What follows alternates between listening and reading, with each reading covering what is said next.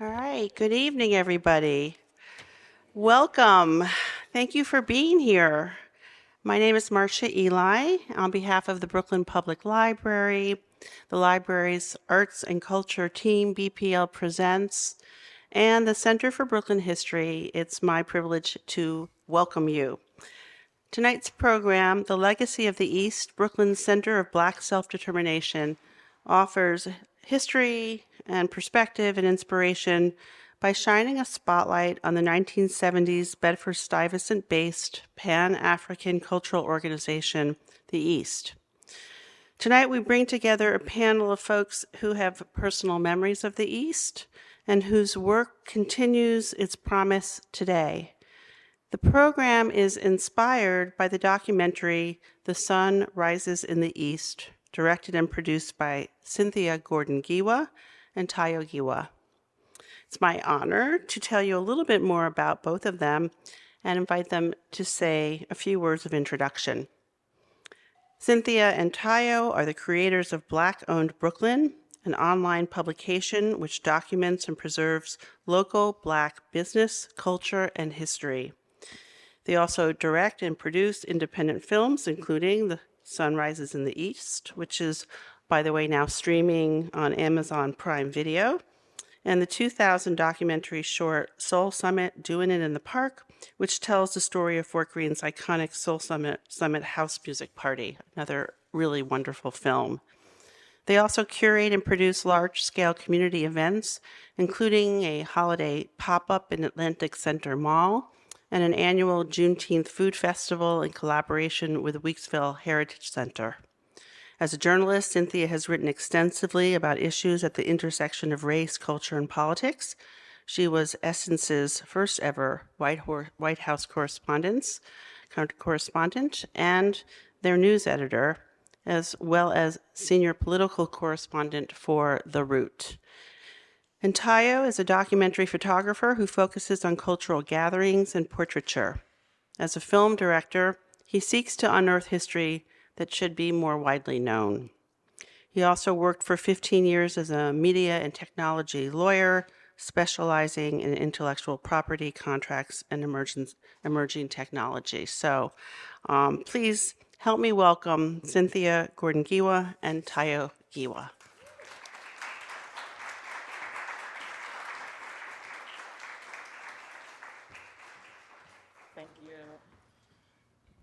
Thank you so much for coming out tonight. We have a really exciting conversation that you're gonna witness today. Just want to say a few words about our film, The Sun Rises in the East, The Birth, Rise, and Legacy of Brooklyn's Black Nation. That's the sort of subtitle of the film, and it's an important one in that, you know, when we came to this history, we wanted to make sure that we told it in a way that wasn't about a history that occurred and ended. You know, when we came to learn about the East, what was fascinating to us was that this was a history that started in 1969 and, you know, continued through the 70s. But what was incredible was that it was still having this ongoing influence today. And we just see it in the pride in our community, the self-determination in Central Brooklyn that you see in the Black community. And so it was important to us that when we told this story, it was one that was both a reflection of what had happened, but this ongoing impact. And today, this conversation that we're gonna have brings together a number of different voices, both from, you know, folks who, you know, were part of the founding generation of the East, the children of the East, and present day community organizers and activists in our community who are continuing in the legacy of the East. And so we think in bringing these voices together, we really do an honor to this history to show how it is continuing to have an impact in Brooklyn. And so thank you. I mean, I'll keep it short. We'll get into it. Yeah, thank you. And thank you also to the Center of Brooklyn History for organizing this Black History Month event. So Yeah, I mean, we're just going to get into the discussion. I'm going to start by introducing our moderator for this evening. Danielle C. Belton is the editor-in-chief of HuffPost. In her almost 3-year tenure running BuzzFeed's leading news brand, she has improved overall newsroom diversity and relaunched HuffPost Legacy Voices brands, including adding a new vertical, Indigenous Voices, one of the first mainstream digital media offerings for Indigenous people. Prior to joining HuffPost, Belton was editor-in-chief of the leading Black digital publication, The Root. A 20-year veteran of journalism, blogging, and writing, Belton is also one of the first Black women to lead a writer's room in late night when she was head writer for BET's talk show Don't Sleep. And she was also the creator and author of the former politics and pop culture blog, weblog, The Black Snob. And it's not on her official bio, but Danielle and I used to work together and like movement stuff around voting rights and school to prison pipeline. So she's also an advocate for justice. And when we had to think of a moderator for this event tonight, she was the first person who came to mind, not only for her journalism background, but also her belief in justice and community organizing.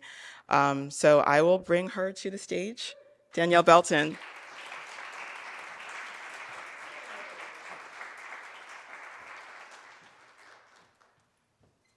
Thank you for such a beautiful intro. Oh, did you need to take I can do it from here? Okay, great. Awesome. So hi, everybody. I'm Danielle Belton, as Cynthia lovely introduced. And I'm going to introduce our panel. First up, we have Lamunda Akinwole Bandele. He's the Director of Community Organizing and Advocacy at the Alliance of Families for Justice. He briefly served as Director of Strategic Partnership with Movement for Black Lives in 2020. And from 2011 to 2020, he served as Director of Community Organizing at the NAACP Legal Defense and Educational Fund. He is a community organizer and educator from Central Brooklyn who grew up in the East. Next up, we have Zakia Ansari, the interim co-executive director of the New York State Alliance for Quality Education, which is the leading statewide organization fighting for educational justice in New York State. The mother of 8 children and grandparent of 4. You do not look like a grandparent. I just want to put that for the record. She has dedicated 20 years to the fight for educational justice and ending the oppression of Black and brown people. She was named one of the City and States magazine's 25 most influential in Brooklyn and is a 2020 Atlantic Fellow for Racial Equality. Next up, we have Fela Barcliffe.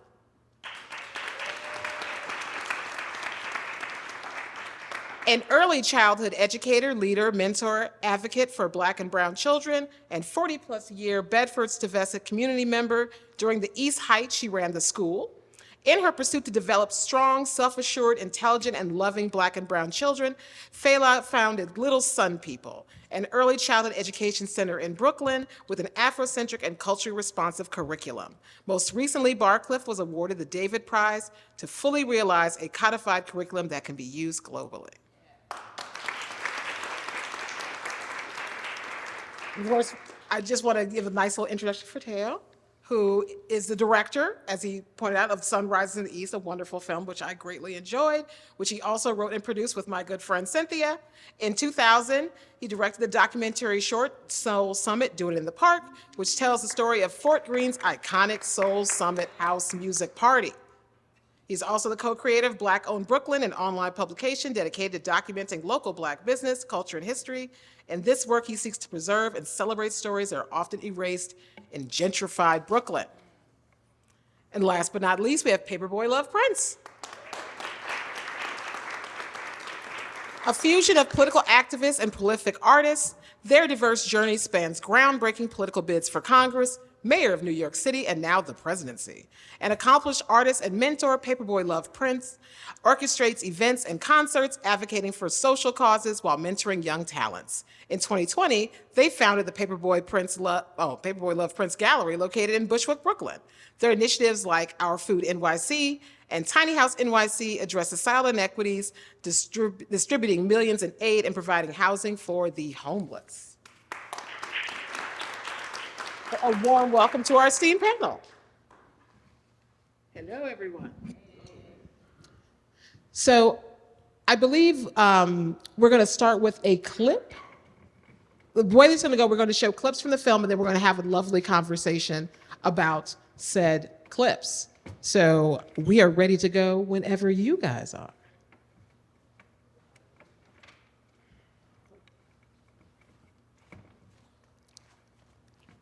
And at the time, I think I was 19 or 20.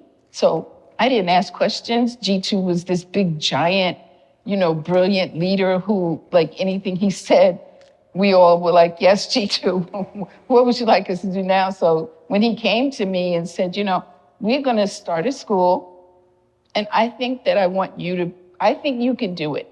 And I, of course, said, absolutely not. I've never taught. I don't know anything about teaching. My major was political science, and I was planning to become a lawyer.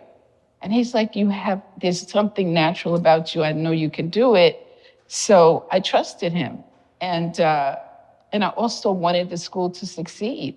We were encouraged to think as big and broadly as we could about how to bring the African diaspora into our classroom.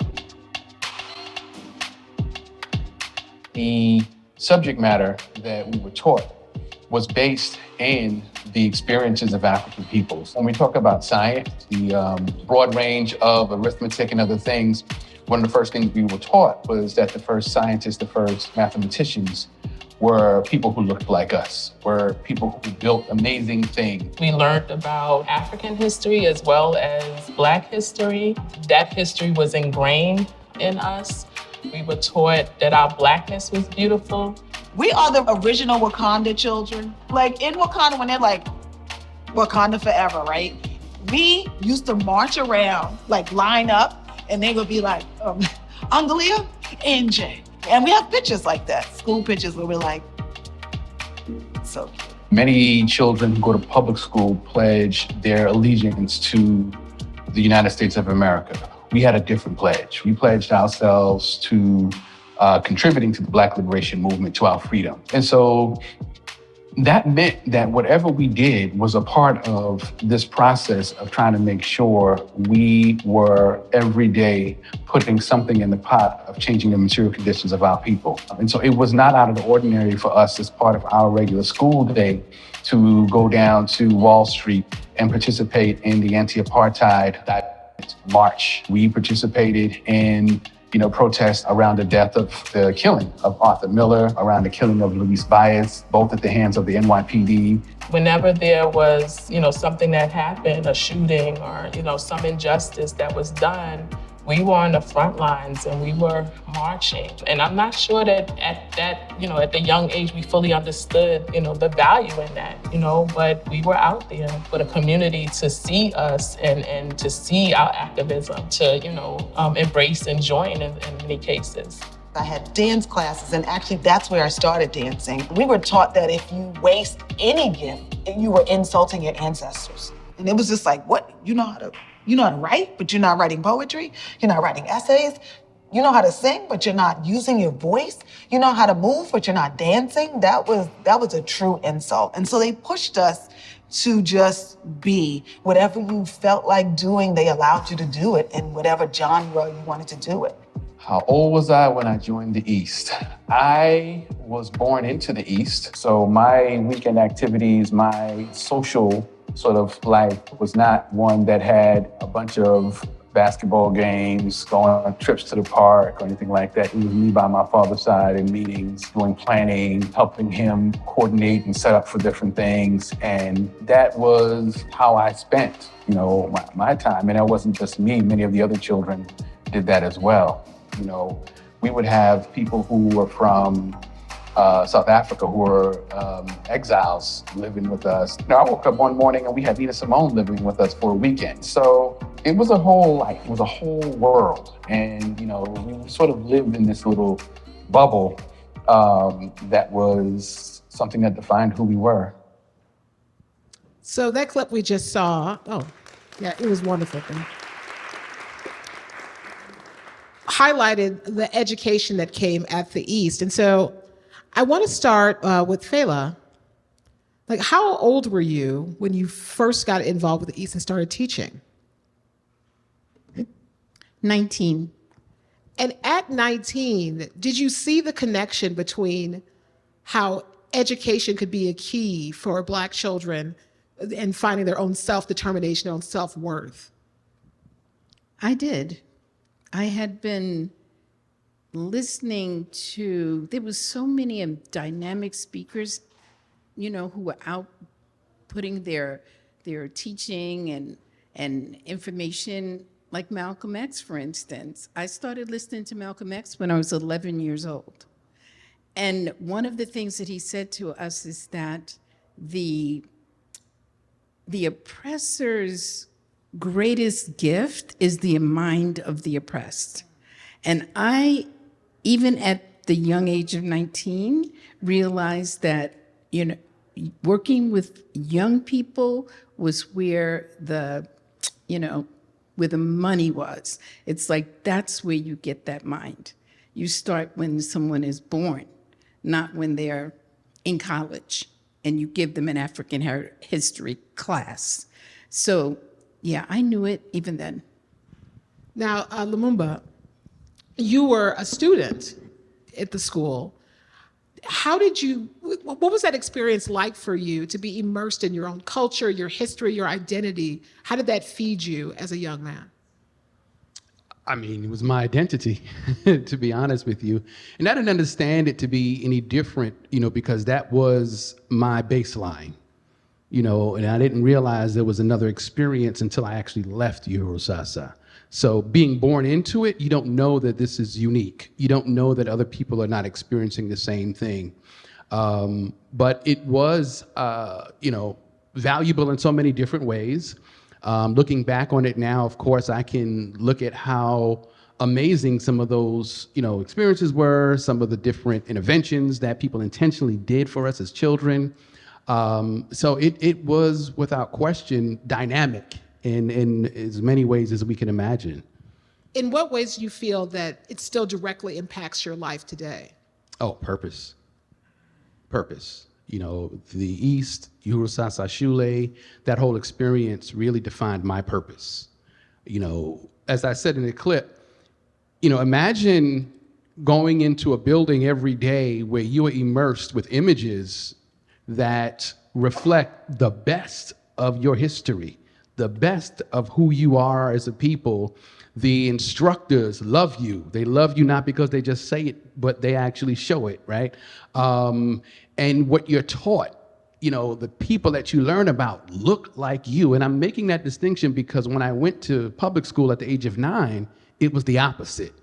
When I walked into the school building, I did not see me on the walls. The textbooks did not have people that looked like me. In fact, it was a big struggle to actually get the textbooks to begin to reflect. And this is quite honestly interesting because this is where the East was created out of the Ocean Hill-Brownsville thing. And so here I am in 1981 going into public school, and we're still having those same conversations, right? And so it was, at that point, a learning moment for me to realize the East was absolutely, Eurosasa was absolutely dynamic and unique in that way. Now, was fascinating for me about the film, basically the time space that we're talking about when this takes place is the 1970s. Most people, when they think of integration, they think of Brown versus the Board of Education, which happened in the 50s. Most schools did not become integrated until like the 70s, in some cases the 80s, depending on what part of the country you were in. Zakia, can you speak on a bit about the effects of integration versus having your own kind of like self-determination that was found at this particular school that we're discussing?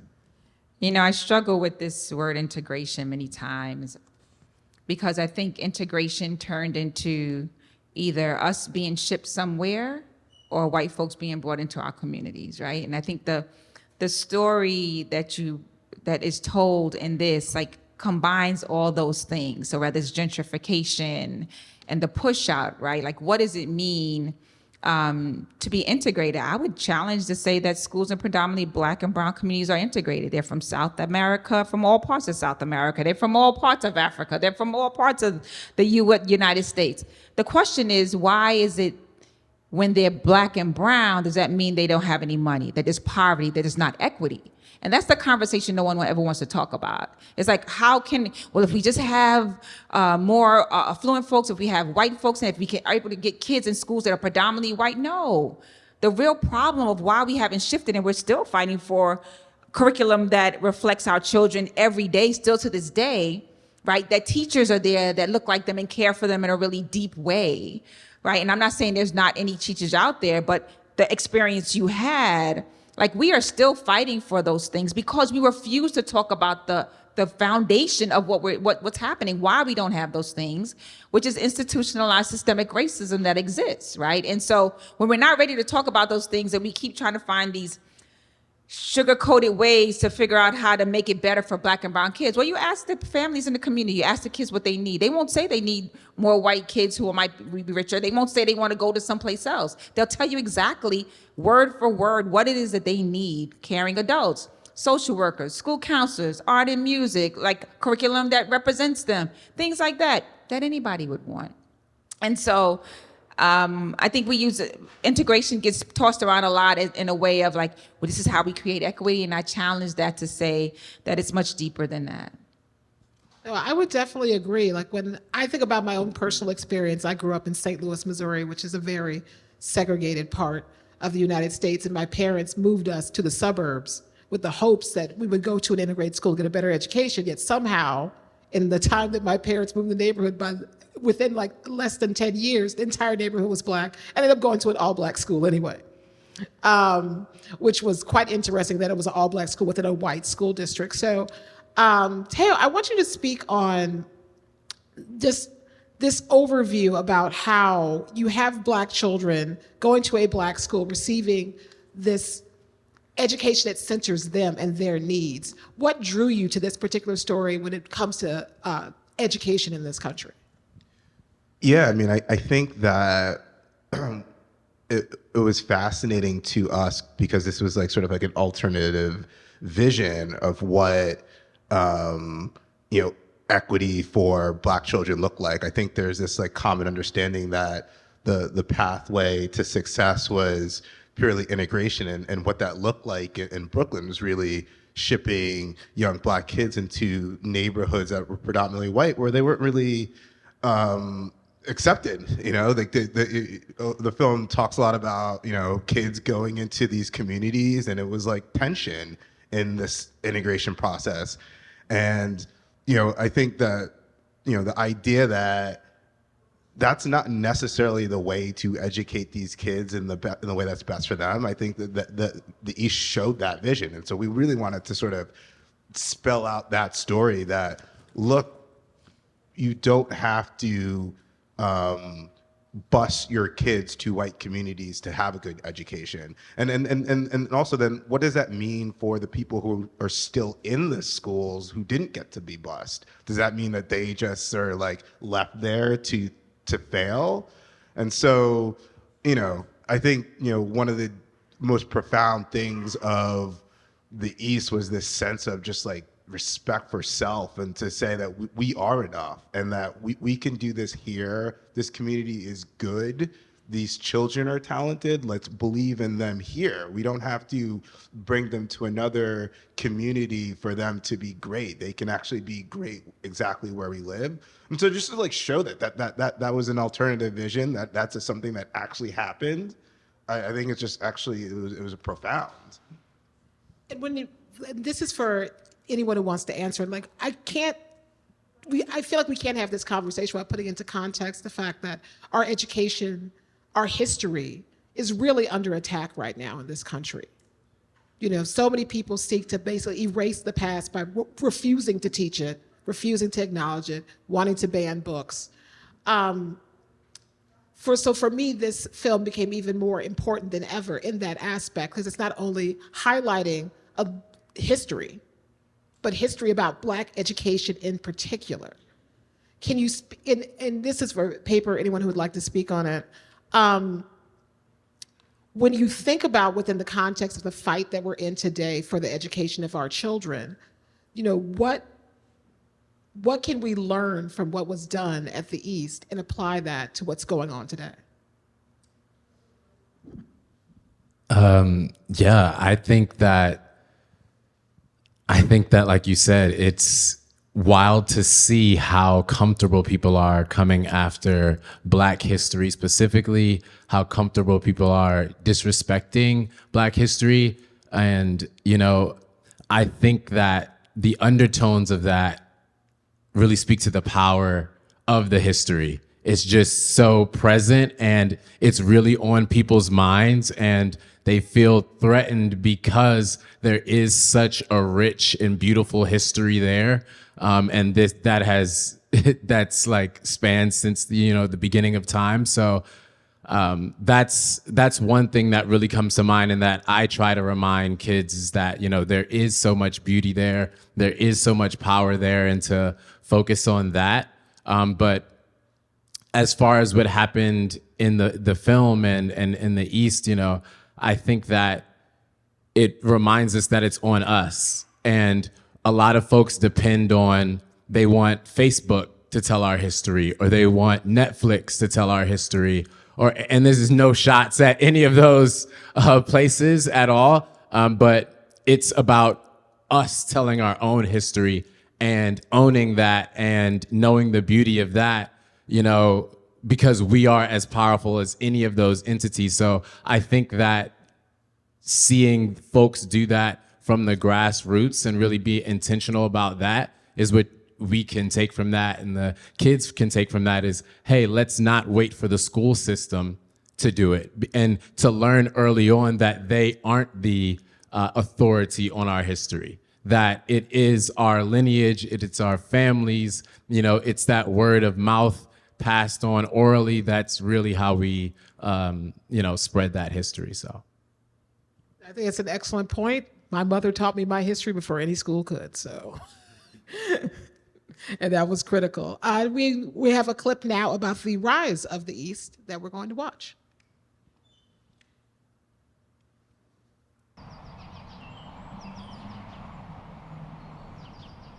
There were challenges in terms There was of, so many going on between 1969.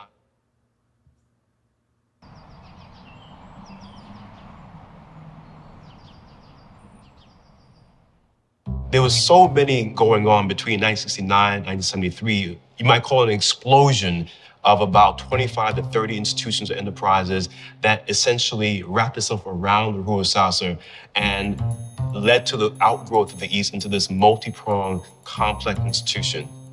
When you think about the fact that Central Brooklyn is the largest urban concentration of Black people in the United States, I think it was just inevitable. Nation building, of course, has to be built on institutions. Sweet East Restaurant. East Kitchen and Caterers. Black News newspaper. The Black News came out on a monthly schedule, pretty much. Wherever Black people were, and we could receive information on their struggle and their sacrifices and their achievements, we covered it. Out of Black News, which was the news magazine, there became a publishing company called East Publishers. East Records. Imani Child Development Center. We had a bookstore. The bookstore was called Akiba and Ku. Mabazi Clothing Shop. The East had a clothing store where they would actually import or they would create their own clothing based upon latest styles within the African world. Evening School of Knowledge. Kanunawana Food Cooperative. Then we had our food store. We opened up a store that provided both herbs and fresh vegetables. East Jazz Club. Uhuru Sasa Shule. Wherever you have large concentrations of Black people, you find this desire, this effort to really take advantage of that critical mass. But here, we had numbers. This was the largest Black community in terms of concentrated population outside of Nigeria and Brazil. As you can imagine, all these institutions that were founded by the East between 1969 and 1973 took a lot of work and energy. To keep people motivated and doing the work in nation building, we say Kazi is the blackest of all, and Kazi means work in Swahili. Because during that time, people would try to outdo your blackness by how many different African languages they could speak, how many dashikis. And the East was like, if you ain't putting in no work, all of that don't mean nothing. Like, the work, your contributions is the way we measure your blackness. And so the work was 24 hours. This was the excitement, but also the exhaustion, of those initial few years of building out the East Complex. I was 21 when I came to the East. I had been a student activist. I had been part of the takeover at CCNY in April of 1969. The East was filled with youthful exuberance. All the young people, basically very, very gung-ho. They were really the forerunning foot soldiers of the organization. We went one step further, though. I'll never forget, I'm walking down Claver Place with Jitu, and he actually said, listen, man, we thinking about trying to send some people to Guyana because the government has given us 300 acres of land that we can use any way we want to. And so we need some folk to go down and begin the process of pioneering and using that land to then send those products back to our store in Brooklyn. So my family and I, we ended up in Guyana for 2 years. Why go all the way to South America? The East firmly believed in the actuality of Pan-African solidarity, meaning that we needed to make sure that we establish in a very meaningful way relationships with other nations who were committed to some of the same things and values, and making sure that those relationships were based on mutual development and growth. And being in Guyana at that time was an opportunity to do that. Yes, I went. Large contingent of the East Sisterhood went. Then we got off those small planes and got in buses and lorries, trucks, and went all day into the bush. And the goal was to physically clear that space, that jungle, and to do a road. As an adult now, I can look back on it and say, that was a great experience.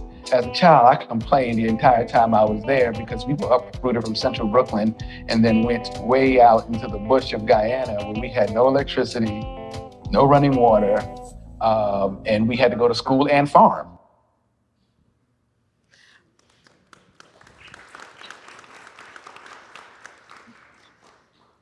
So one of the things that really stood out to me about that clip, other than you as a child farming, which again, like it sounds like incredible way to like build character and learn so much about yourself, but also as a child, I can see how, it wasn't necessarily what you wanted to do in that particular moment, but it was an important thing that you did. Can you tell us just a little bit about how that experience shaped you? I'm laughing for so many reasons. One of the things is that this film actually helped to unearth this portion of the East history, Guyana. So even within the East, people are asking more questions about the East. So it's got me on a whole new trajectory now. So I'm actually interviewing people who were there. So many of the people who went and helped really establish it have passed on. And so we really don't have much of that history. So I'm actually trying to get that. In doing so, I started interviewing with my mom. And I found out, I always complained about we had to bathe in the river, and the river was cold as hell. She told me maybe just a few months ago, oh, well, your father and I used to go to the other side of the river where it was warmer. I'm like, how the hell are you telling me this now? But it was difficult for us to really appreciate at that time what we were doing. I mean, it was a lot. I mean, it sparked creativity.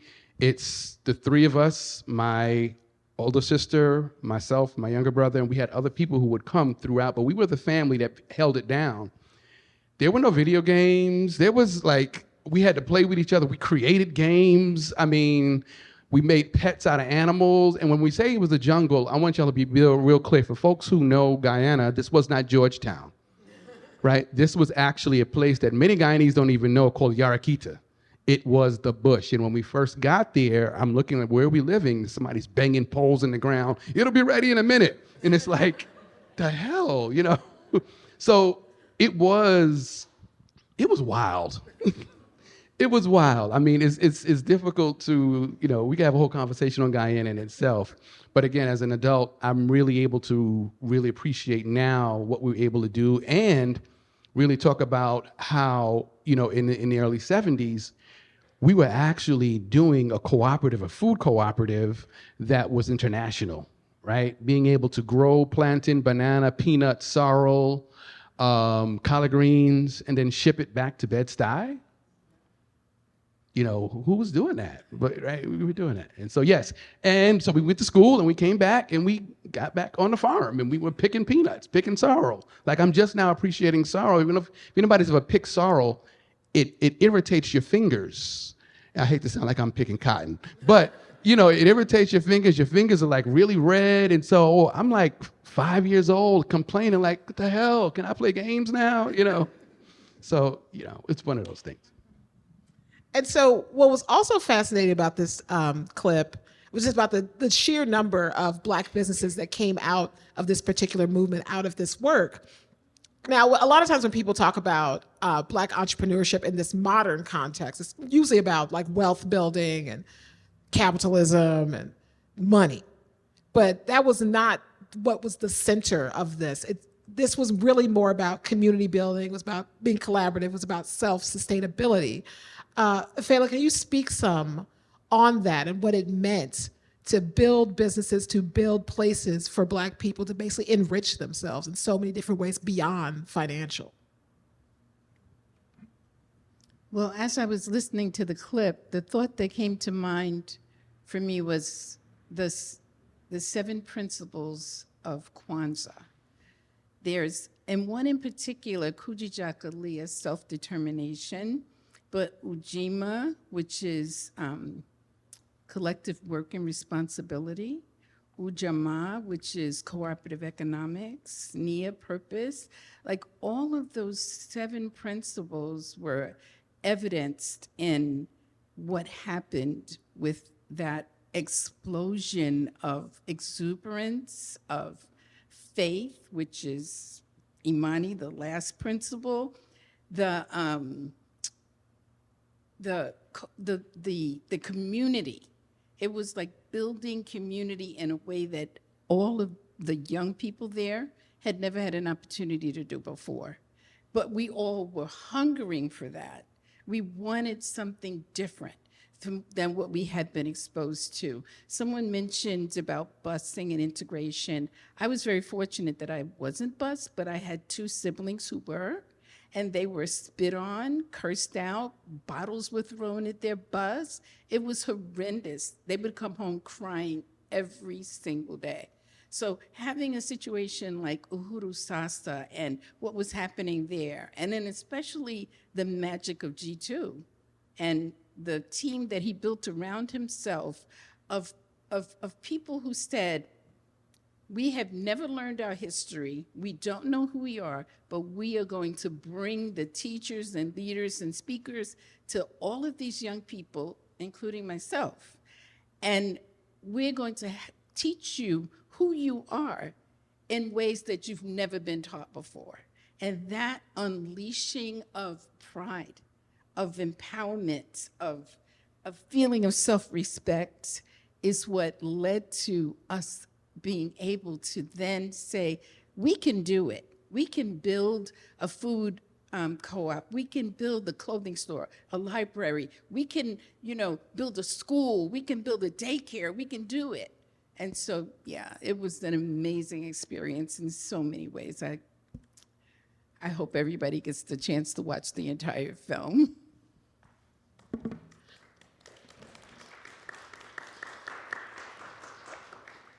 So Zakia, like when I think about like watching all this and seeing this self-determination, this self-sustainability, this community building in the face of what's going on during this same time period where, as Fela noted, of Black children being taken away from their neighborhoods, taken away from their families and sent to schools where they were often disrespected and did not learn about themselves or their history or see people who looked like themselves. Can you speak a bit on the power that comes with being able to recognize yourself in your educators, in your books, in your work, and in your community around you? Don't get me crying here. Ooh. I mean, for me, that was one of another very poignant moment as I fight for almost 25 years for our education that liberates our children and our communities. I think the first clip where you have a voice and you're not singing, you can dance and you're not dancing. It's just recognizing the talents just on a basic level and saying, this is what you're going to do, right? And because you can do it, because there's a belief that you can do it. And even when you didn't think you could, they challenged you, they pushed you out there with love, right? And people surrounding you. And to hear some of those folks, like a Lumumba, talk about what I received and my deep appreciation now as an adult. Our children deserve that, right? They deserve all of that. I don't care if you're rich or you're poor, you want better for your children than you had, right? But the system is not built for Black and brown kids to be all they can be, so to speak, right? And it's not fair. And so there's this beautiful space of understanding when people see this movie, even if it's not what their children are experiencing or they are experiencing, it gives us a vision of where we can be. And sometimes, so many times we don't see it, we haven't seen it, we haven't tasted it, we haven't heard it. And so how do we envision that we could have something different when we've never seen it before? So to be able to watch something and be from Brooklyn and to sit in pride of what was, but know that if it was created once, it could be created again, right? And that when our children see things like this, right, and they're like, oh, believe in myself. This is what a community looks like, right? And sometimes they may not see it in the same way, but the neighbor that's in the window still saying, "Why are you out here doing this?" Right? Is that still that community? Because she didn't have to say anything to you, but she said something to you because she wants you to do better, be better, those types of things, right?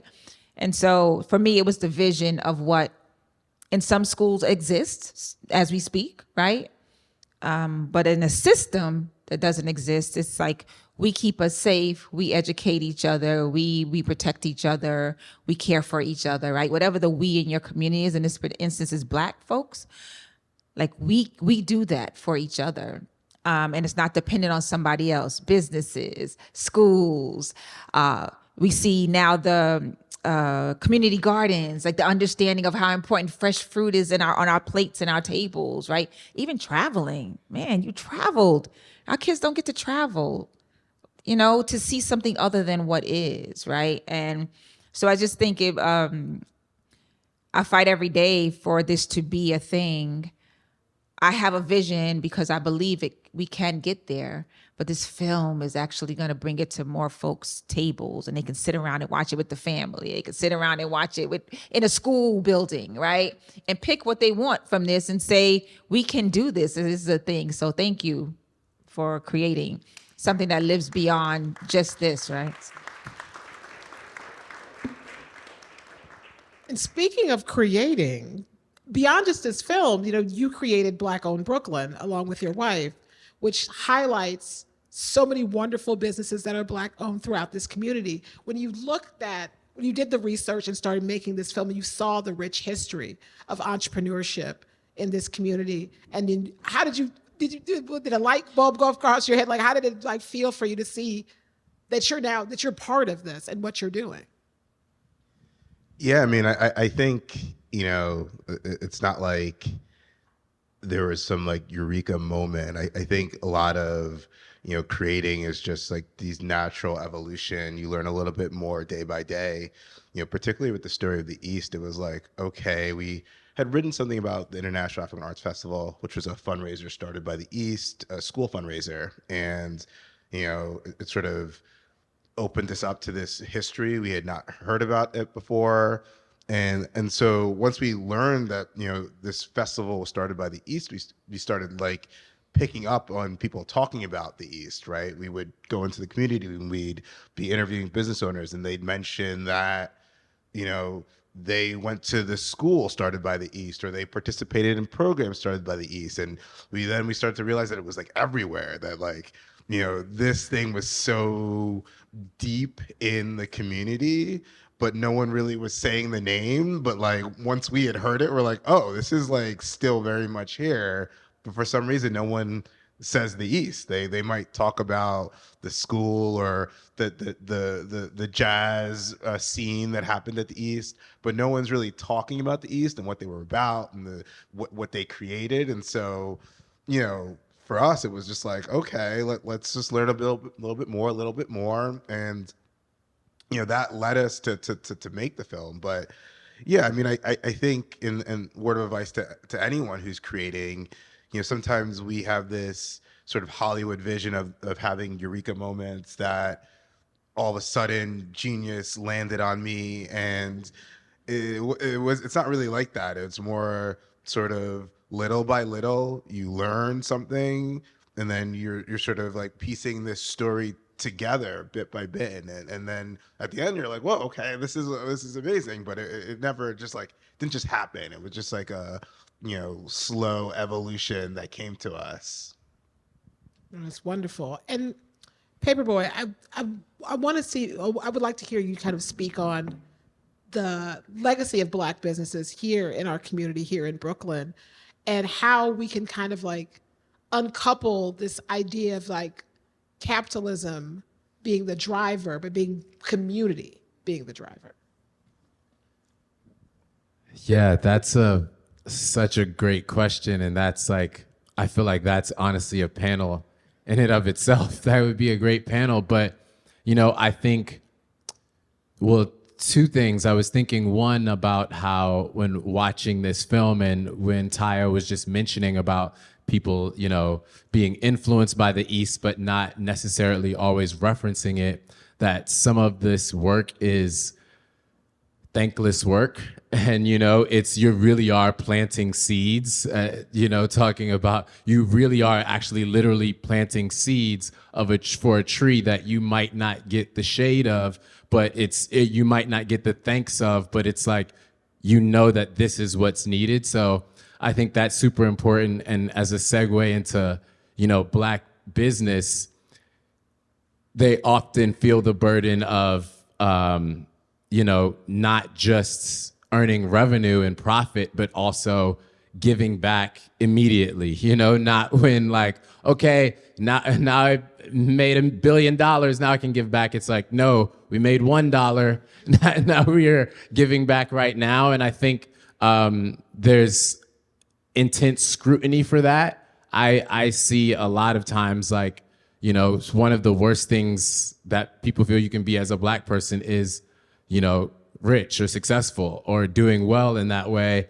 But at the same time, we want to see successful businesses. And we know that having successful businesses in a simply financial and capitalist way provides, it provides some type of shelter for us to be able to, have our voices represented. But at the same time, we also know that these systems haven't served us, and they haven't served us this long for a reason. So I think that, being a Black business, finding a way to do business and also restructure all of that for the folks coming behind us is what it's all about. If I can just add really quickly, I think one of the things that's important to mention is that for some of the business initiatives that came out of the East, the intention wasn't about monetary development. It was really about building community. And if that is your objective, building community, then you understand your relationship to other businesses. You understand essentially what Ujamaa is, cooperative economics. I do this thing every Kwanzaa and say, like, cooperative economics, Ujamaa is not you and your boy caking out. You got a whole business plan. It's actually about building networks with other Black businesses to create a collective growth, not just a couple, but a collective growth. And essentially, we're talking about building community. So I don't want to get too ideological and talk about socialism, but essentially, we really are devaluing capitalism, but we're talking about developing community and having the resources to meet our needs. I think it's an excellent point. Thank you. Next up, we have another clip illuminating some of the challenges that the East faced. There were challenges in terms of it being a male-dominated organization. But I think, to be fair, the East was sort of a replica of its time, right? So during that time, there were, women in the East that were very educated, who had completed, college, who came back to be within this organization. But they were just relegated to positions of, teaching, working at the daycare center, or the kitchen, which at that time, that's where, women, that's where their duties were. What I do know is that it impacted men by us standing on some false premises around patriarchy and sexism, believing that the work needed to be surrounding us. That's dangerous. Like, we ended up modeling something that's dangerous now. So much of my generation, we are now trying to reframe ourselves. Even some of the language in there, rise up black man, take your stand, rise up black woman, bring us some children. That was part of a song. So as an adult, I'm like, I can't believe I sung that shit. So I now switch that around, and when I teach my children that song, it's rise up black man, take your stand. I think it was rise up black family, let's, something else. I forget what I switched it up, but it's not that anymore. Well, it was pretty male dominated in terms of the leadership, but I don't think it was exclusive to the men. There was some powerhouse dynamic sisters there at the East too. Sister Auntie Brown, I would watch her and see how she moved and, go about managing the school, the Urasasa in the very beginning stages. Then there's the sisters in the kitchen, Mama Lottie and Sister Isenga, Sister Khadija. These sisters were really making things happen.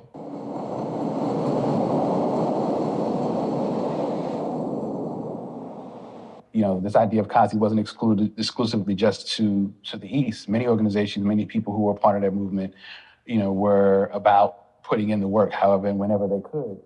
And oftentimes it was to the detriment of their own health. Many of them literally worked themselves into early graves. And we are absolutely, grateful for the institutions that were built. But we know now that there was other ways to do that. People began to become burnt out. One of the classic cases is Jitu Weusi, one of the founders of the East.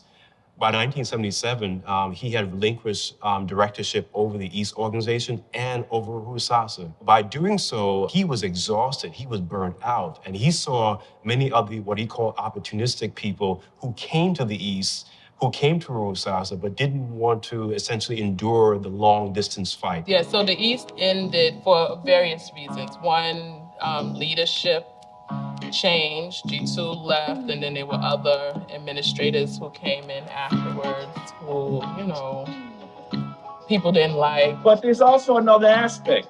A lot of the folks like myself had now grown up. Now, what I was doing at 19 and 20, I couldn't now be doing at 25 and 30 because I now had 5, 6 children.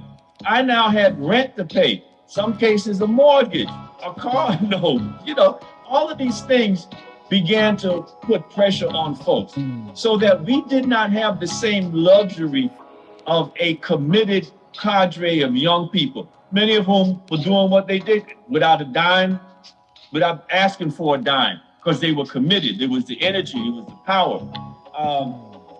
But when folks had families, things changed up a little bit. Well, the East had its ups and downs because the struggle had its ups and downs. We had, of course, always was living from hand to mouth financially. And so we never had much of a cushion financially. It was just, a series of things that happened that didn't allow for us to recover. When we lost the Armory, we were already under attack. The powers that be, they have you under scrutiny 24/7. People had their COINTELPRO files, and we had our infiltrators through the years. My father would tell me about people who came in, all these ideas, wanting to do X, Y, and Z, pick up arms and do that. And some of them were just like really telltale signs of infiltrators. Like, no, you can leave now.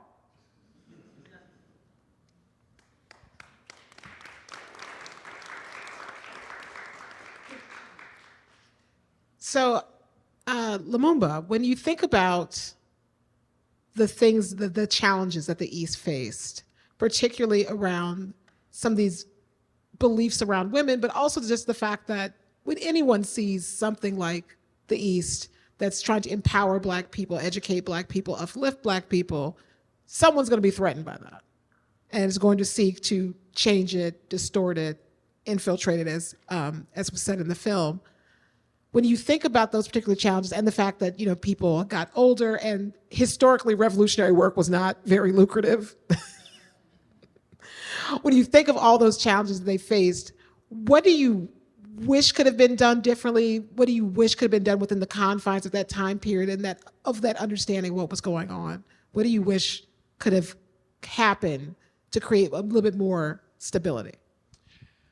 I wish two things. One, I wish that we were able as an institution to have real meaningful relationships with other movements that were happening around the same time. So we know that, and I learned later around like the third wave feminist movement that was happening, it would have been amazing if they were able to influence a lot of what we were doing at the East. Imagine, what that would have done for our own understanding around gender dynamics, around all of that stuff. That would have been amazing, right? And I think even, outside of that, for us to be able to appreciate some of the amazing women who were already doing work, who were within our midst. Like I said, Queen Mother Moore would come to the East regularly, right? We knew her. We knew so many other people. Dr. Betty Shabazz would be there. So amazing people, but it was always in the context of their relationship to other men. It wasn't about who they were individually, who they were in terms of representing and reflecting, a different dynamic. So I wish that would have been different. I do wish also that we would have found a way to really withstand the attacks from the city and the state at that time, not only, within the context of COINTELPRO, but at that time, Mayor Ed Koch had it out for us. Like, he was hell-bent on closing the East. And it didn't help also that we had a Dump Koch campaign either. But, I really wish that we were able to create, stronger relationships with folks that would have been able to help surround us and protect us, and even allow us to pivot in real meaningful ways so that we could withstand what we knew was going to be coming. Because we understood history. We understood that this was, if we are moving in a certain way, the state is going to push back. There's no question. We know that's going to happen. But how do we withstand it? How do we make sure that we're able to pivot and continue to be, present? Fela, when you think about your time with the East as an educator, the work that you did there and the other women that you worked with, what lessons do you hope people learn from this film who are doing movement work on how to withstand some of the challenges that these types of organizations face?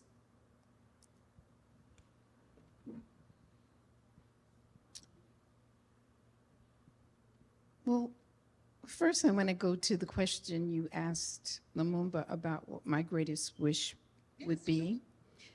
And,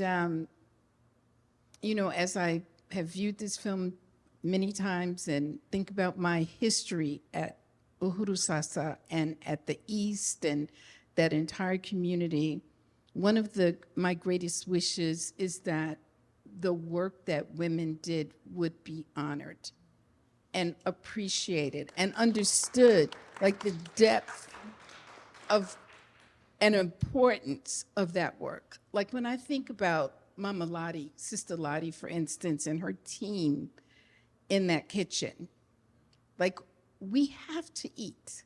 Everyone has to eat. And Sister Lottie had magic in that kitchen. When she would be in there ruling that kitchen with her team in there, and then on jazz night, Saturdays, when these amazing jazz leaders and musical leaders would be coming to entertain, like everybody would be, and their lives would be better. And they would feel appreciated because of that gift that Lottie and her team did in that kitchen.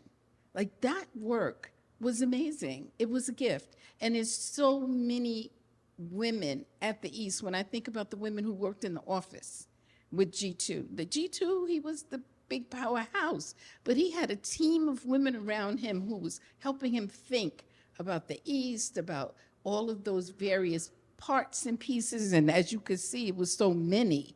But he wasn't doing that work alone. He had a team of women around him helping him and supporting him.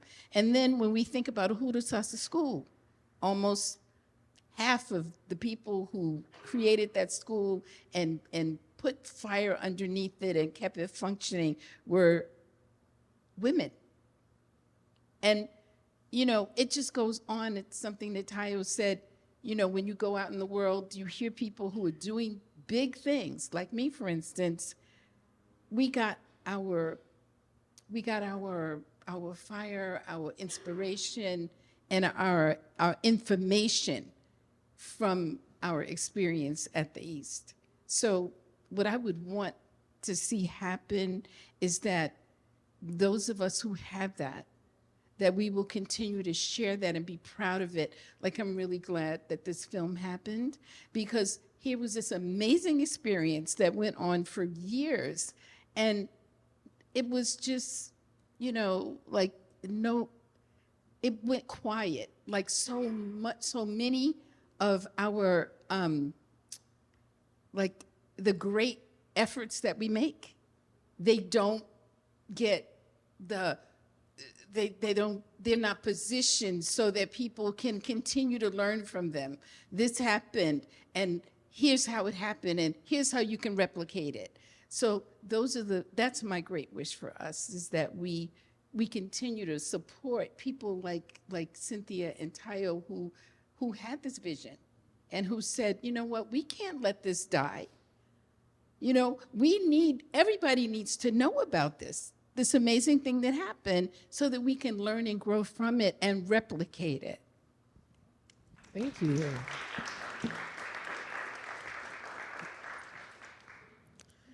So I still want to, I wonder, what can people doing movement work today, what can they take away from watching this film, from hearing the story of the East? What lessons can they learn to impart on the work that we're doing now? Yeah, go ahead. Well, I would say, especially on the infiltration piece, which is always really interesting to me now with the internet, and where we do so many things on our phones. You know, for me, and obviously they're listening now, hi, what I like to say is infiltrate the infiltrators. You know, and that in my way of doing that is running for office, and I encourage other folks to run for office. And I don't think that there is one way to solve this problem, but I think that is one small thing. You know, you can vote.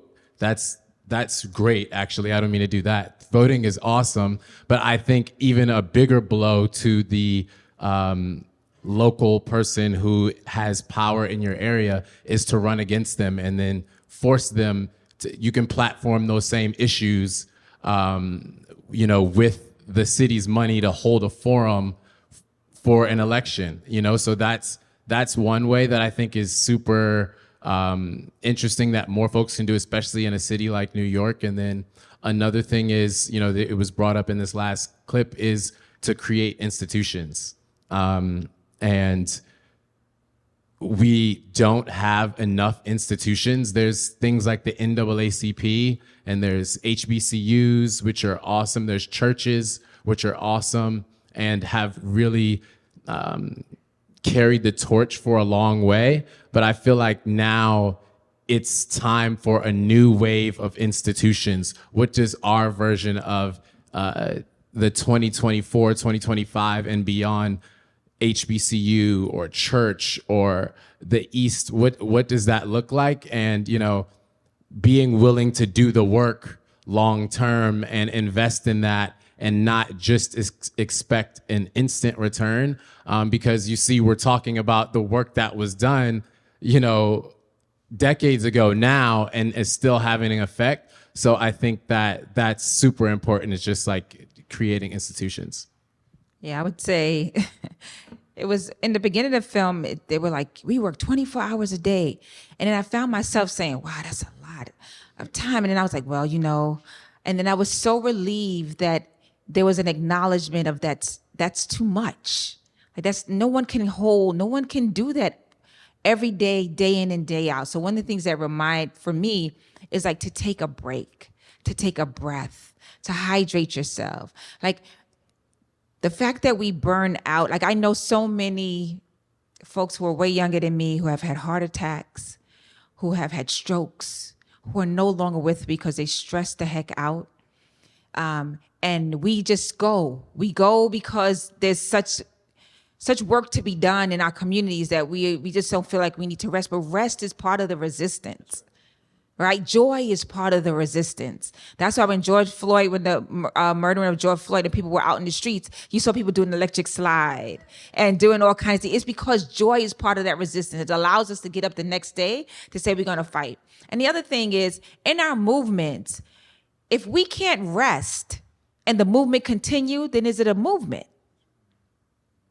Right? If we're trying to change what's happening and we don't have a chance to rest and work still continues to go on by the other people who have rested the day before, then are we doing it right? And I think part of this is the hard work that everyone put into doing this was 24 hours a day. And it wasn't fair. Like there should have been more folks to allow them to rest and get some rest. And then lastly, I'll also say the story of Black women once again, right? The work that we hold and we do that no one knows, that in the kitchen, even in the kitchen, we do with deep love and conviction, that we create groups of us to help push something forward. So Jitu wasn't doing it by himself. He had a circle of women that were supporting him and doing that work. And this moment of the challenges, I'm sure many Black women and women in this space could say right now, right? Of the sexism that exists and all the things. And I'll say the one thing that I so appreciated in that moment is you saying, I learned from that. I know this is some BS. And I had to shift it for my kids because this is not how we're going to be doing things, right? We can't be thinking that women belong in the kitchen and bringing us and having babies and like all the things, right? Especially after all that you saw women doing and that we see women doing every day. And so thank you for that. And I know Lumumba, and I told him, I said, I didn't know you were such a big wig. I watched this. I was like, oh, wow. Like I know somebody. Like, wow. So we're going to move along because we have one more clip about how the neighborhood has changed and the legacy of the East.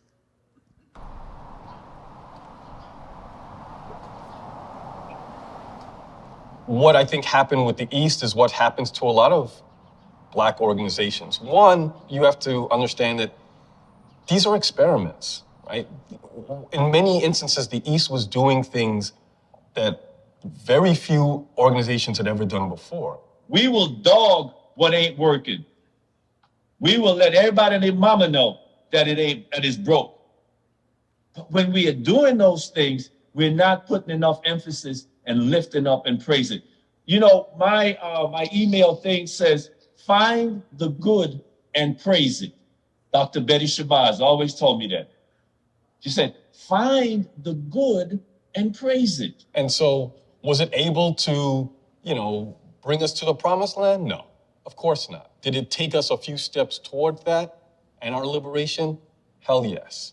And I think that the East will always be recognized for that. So the legacy of the East, we recognize is many. There's different ways that we continue as the East family. We have lost a brick and mortar building. The Armory is no longer under our control.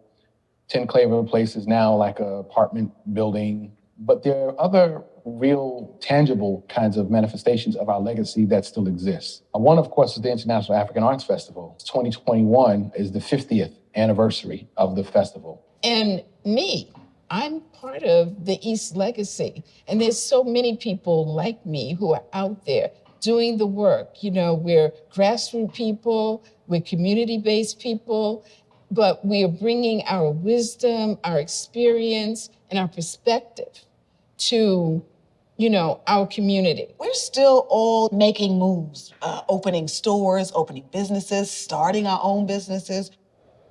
I would say that the East influenced me 100% to become a teacher. I did not have that as a goal, and I didn't really admire or look up to teachers because I had had some of the worst teachers in the world.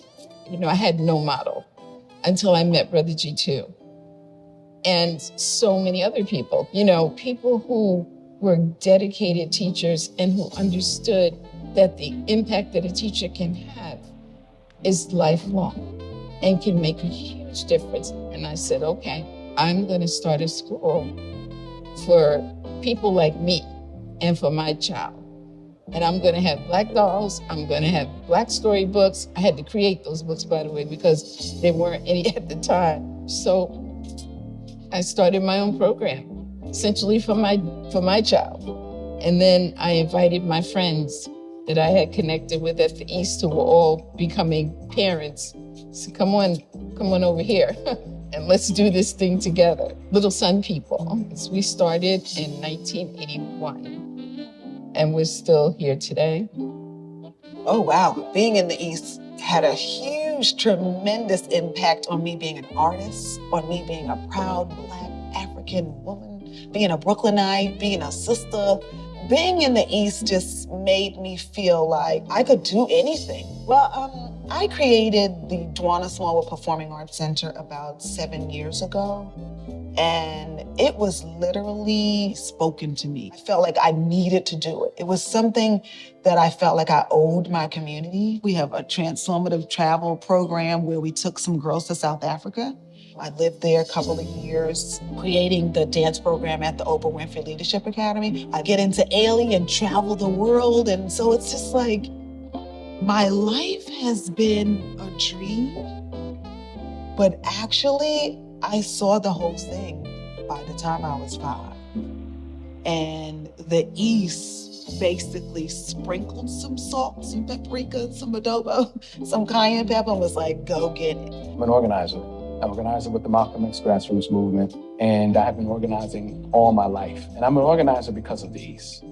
I'm an organizer because of the pledges I took every day as a child at Uhuru Sasa Shule. What was made clear to me was I had to, on a regular basis, figure out what my contribution to the liberation of my people was going to be, what I wanted to see change, how I was going to do it, and be about the business of making that happen. And so through organizing, that was some of the ways that I did that and continue to do that. There's no question that that would not be the case had I not been raised in the East. When we look at the African Street Festival, for instance, we look at Little Sun People, you know, these are some of the more celebrated institutions. But there are businesses and enterprises and activities throughout this neighborhood, and really throughout this world, that were inspired, were given refuge, were given a home, were given a spark by the East.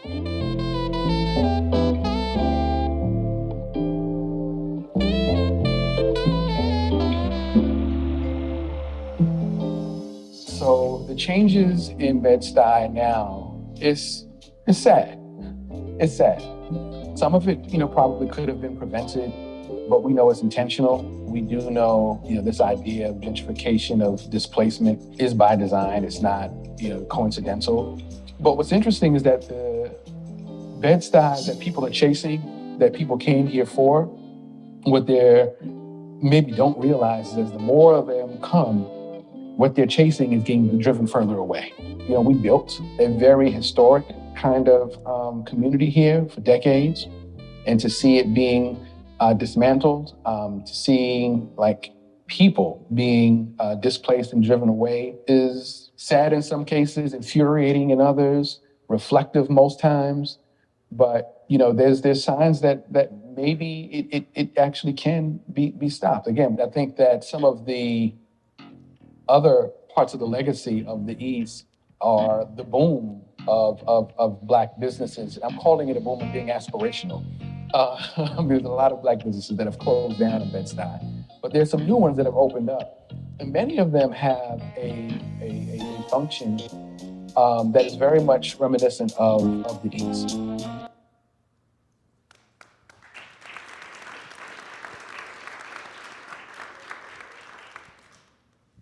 So what I tell you, what I loved about the film is how, despite the fact that the East faced its challenges, despite the fact that Bed-Stuy, that Brooklyn has faced its challenges with gentrification and so many different changes, you still ended on this very hopeful, upbeat, that so much of this power is in our hands kind of statement. Can you elaborate on the message that you want people to take away from this film? Yeah, I mean, I think this is very much along the lines of what we've been talking about. I mean, this is like a seed that was planted, and it is an ongoing thing that continues to impact our community. And so we really didn't want to tell a story that was like the East was created and then it ended. It was, no, the East was created and it lit a spark in people, about how people view themselves, about identity and their ability to create. And we wanted to sort of leave that inspiration with people in the film. And so, yeah, we didn't want to sort of just have it just be like it ended and that was that. And so, yeah, I mean, I think, our hope is for others to see it and feel inspired, for others to want to learn more about the history, for others to tell more about this history, to dig deeper into different aspects of it, but also to know that they too can create, incredible things. And so, if we inspire one person or, a handful of people, that's a dream, and we're grateful for that.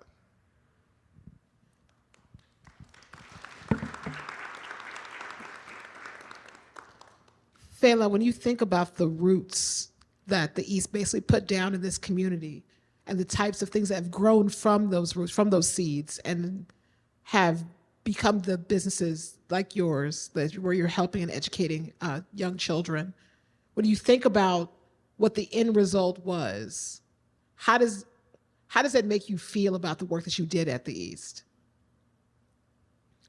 and its impact? Well, I feel that it's not what the end result was, it's the end result is, because we are dynamic, we continue, even against a system that has CRT and, like fired the president of Harvard because, just there's a system that suppresses our greatness, and it constantly is at work. And it has that name, racism. And so every opportunity that we have, that I have, to learn from the experience of the people who came before, our ancestors, and like Jitu, for instance, who taught me, like he saw something in me that I didn't see in myself. And not only me, but hundreds, maybe thousands of other young Black people like me. And he, brought that inspiration. He was like, yes, you can do it. I see this in you, the potential, the possibility. And everybody else in my life before him had never said anything like that to me. So I learned from that yes, I have it in me. And what I feel that I want to share, and that we can share, and that some, inspiration from films like what Tayo and Cynthia created, is that people can say and see, yes, I can do this. I have the possibility in me. And then so many people actually have done. It's out there, but it's quiet. So this is bringing voice to it. And I'm really excited and happy and thankful that we get a chance to bring voice to some of the greatness that exists now and has existed, and that will continue to exist with us. We will not give up. That's right. You know, we will fight on.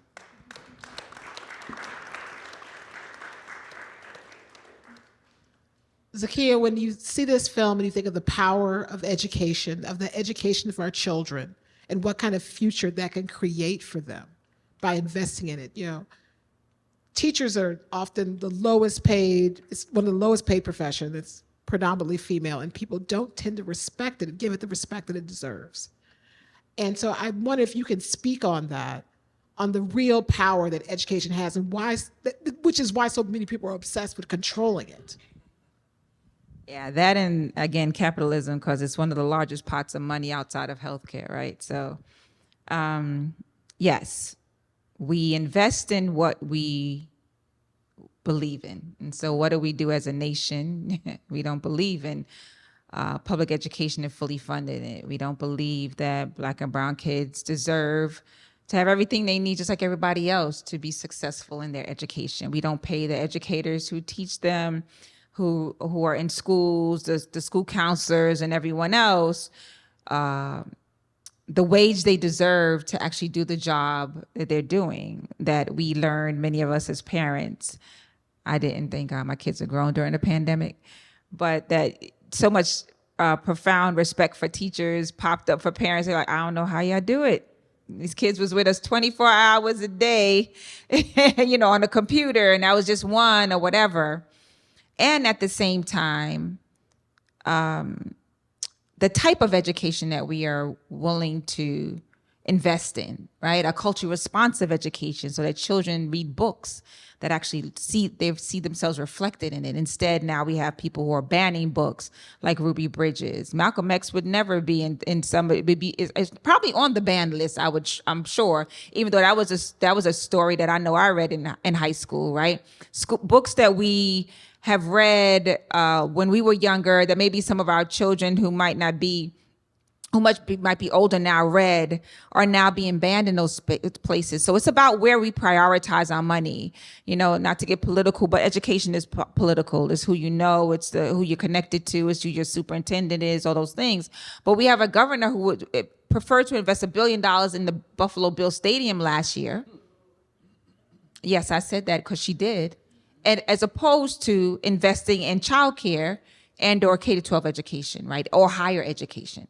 So it's about priorities, and we talk about budgets and all those things, but we can, again, like not talk about why we are not fully funding schools, why we are not paying educators and all those things if we don't really talk about the underpinning stuff, which is like we really don't want to unpack institutionalized systemic racism in this nation, in this country, in our state. And lastly, I'll say, what we see as a result of what Fela said, and this is what dawned on me, is when Lumumba as a child was receiving that, didn't understand it when it was happening, understand it as an adult, realized that in the conversations and the chants that were taught, that was not right because of what he had learned, and now his children are learning something different. That is generational. That is how you shift and change minds and hearts. That is how you create generational wealth in another way, not just tangibly with dollars, but psychological, mental wealth, right? And those are the things that we can tangibly see as an impact of what happened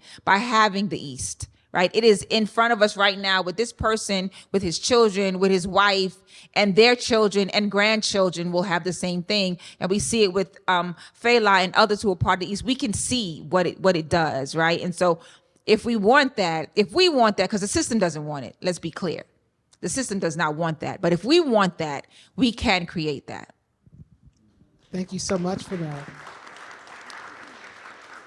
Lumumba, I would love it because we want to take some time for a Q&A after this, but I would love it if you could close us out with some final thoughts on this film in the East.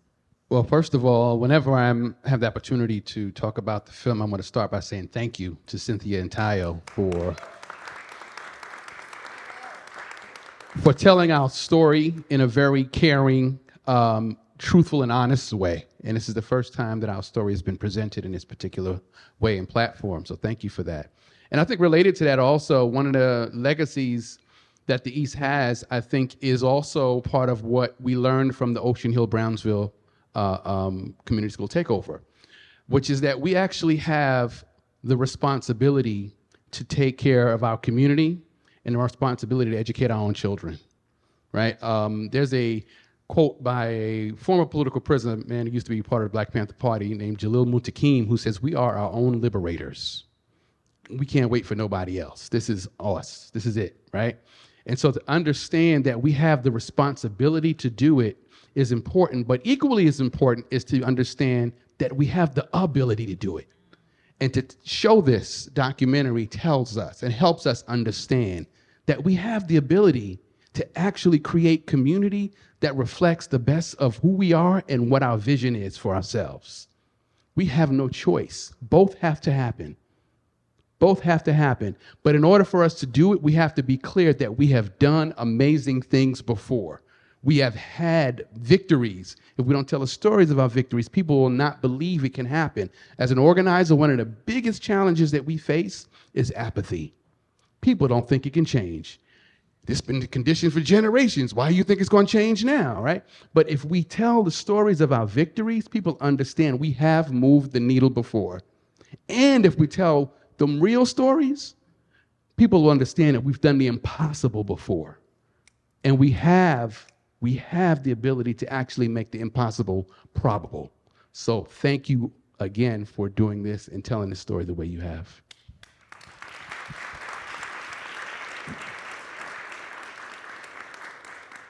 All right, so we do have a little time for some Q&A for a few questions. All I ask is that you actually ask a question. So do we have any questions? Come on up.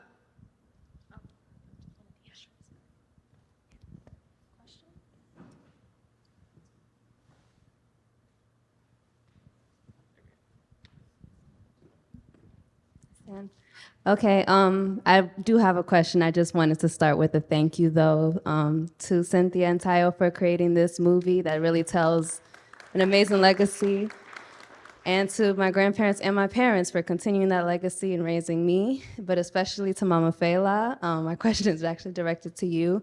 As a Little Sun People alumni, you have really created a vision of education that I see for all of the children in Brooklyn that we take care of. I see how you have raised us in Little Sun People. A lot of people say we grew up in like this bubble, but I feel like our world was big, amazing, expansive, something that people really couldn't imagine. And so my question is, how can we honor you, continue the legacy of Little Sun People? I mean, I know you've employed most of my classmates, but beyond that, how can we continue to make sure that Little Sun People is here for generations to come?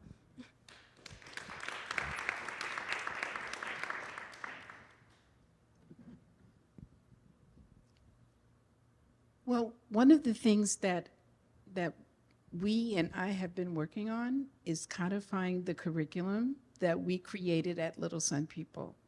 One of the things that we didn't do at Uhuru Sasa, and all of those amazing leaders who came through and taught those of us who taught others, we didn't write that down. And that's one of the things that I feel is a challenge for us as people of African heritage, particularly with that legacy of slavery, where we weren't allowed to read, we weren't allowed to write, so then we have not recorded our work. So that's why it's wonderful that these two have recorded this story so that it can be out there for you and for everyone.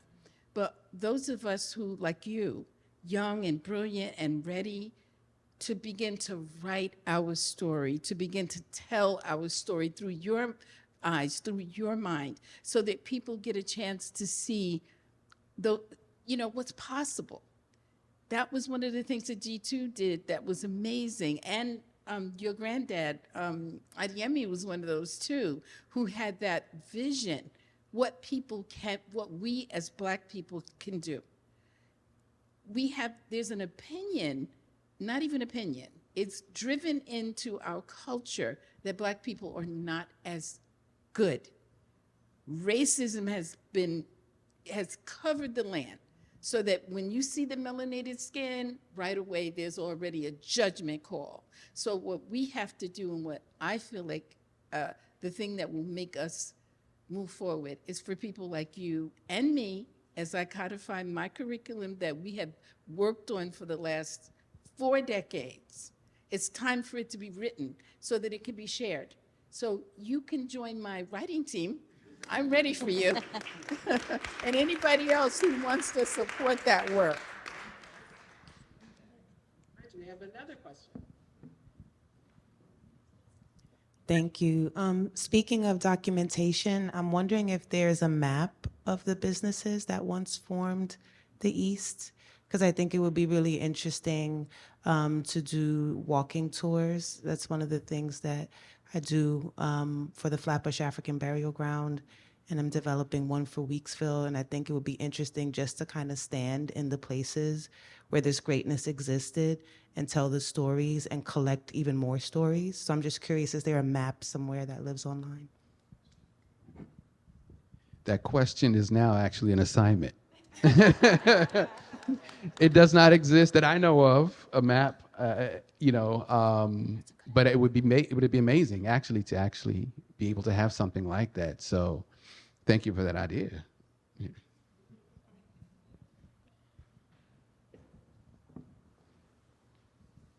Good evening, and thank you for this panel. Thank you for the film. It resonated for me in so many ways. One, my parents are from Guyana, but not from the bush. They're from Georgetown. My nephew went to Little Sun People, and also my sisters and I, we have a math tutoring center on Tompkins called Why Hate Math. So when we heard about this panel and we saw it was about education, we wanted to run here and learn what we could. My question, though, is, when we built something for our people to teach our kids about math and education and, be able to see all of the things that they could do in STEM and learn and grow and see us.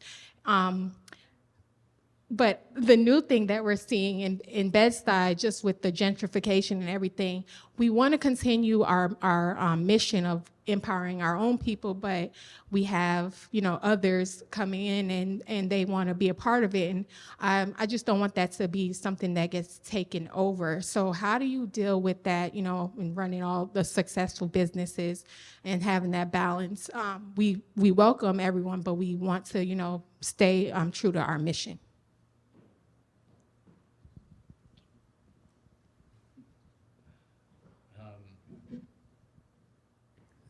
Congrats on that work. That sounds amazing. Congrats to you.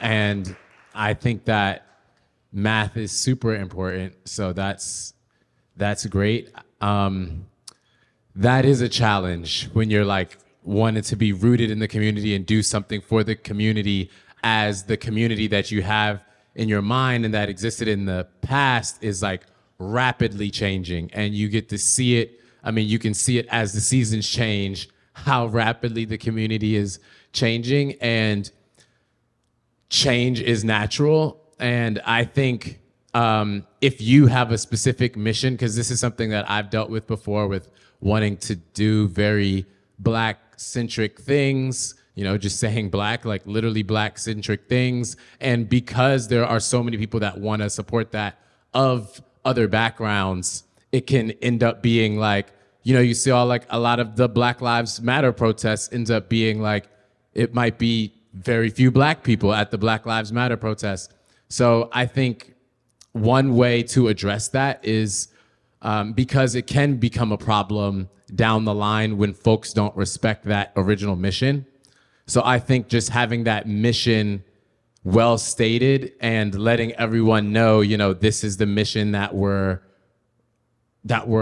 organizing under, helping, if it is Black children learn with math and being very specific about that. And if one of the challenges is the gentrification and dealing with that, that can be something that's in that mission. But I think there's nothing wrong with being unashamed about that mission, because there's so many other organizations that serve other communities that are very unashamed about their mission and who they serve. And when other communities come in, they have to get in line, so to speak, to help serve that community. So if you're doing something for Black people, like, let's just make it known that it's to help Black people, and that at all times, let's find out how we can benefit our original mission.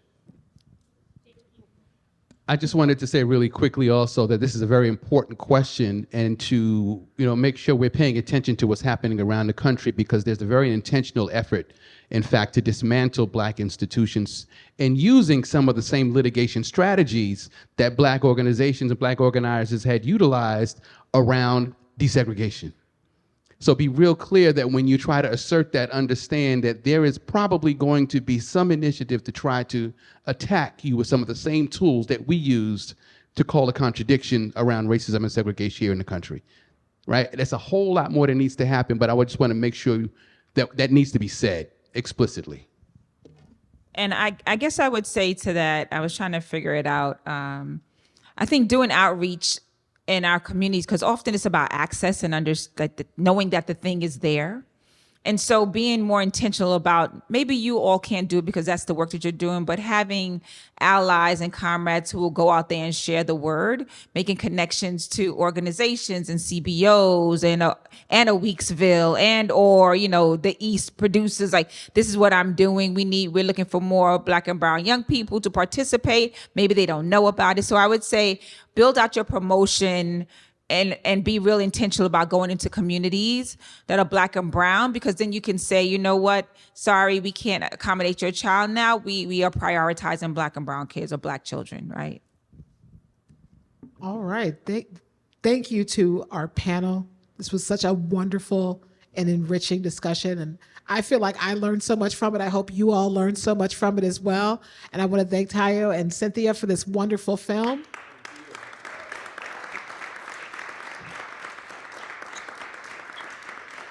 And I want to thank all of you for coming out to listen. We really had a wonderful time with all of you. So thank you for showing up to support. Have a good night. Thank you.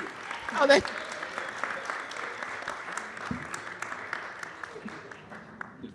you.